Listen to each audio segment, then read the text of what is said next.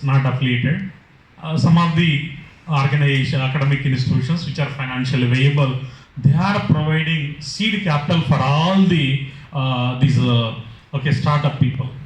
Whenever you are come out with a new idea, then they will listen to your pitch presentation. If it is really viable, then they are going to be fund you with 5 lakhs, 10 lakhs, 20 lakhs. Initially, they are going to help you. Some of the universities, some of the colleges really, suppose if you are able to impress your management, maybe they will give.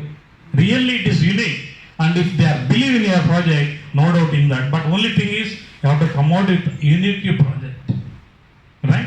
So then, target these external projects and internal to the, only for the students and which are relevant to the organization. And final thing is, final type of incubation is local economic development incubators.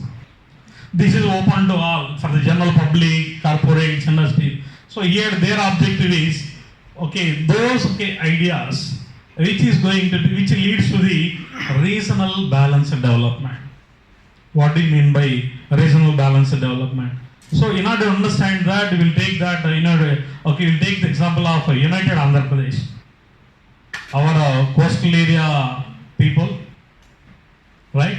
And North Andhra people, Rayalaseema people, they sold their lands, in our Andhra Pradesh, and they invested, in various kinds of industries.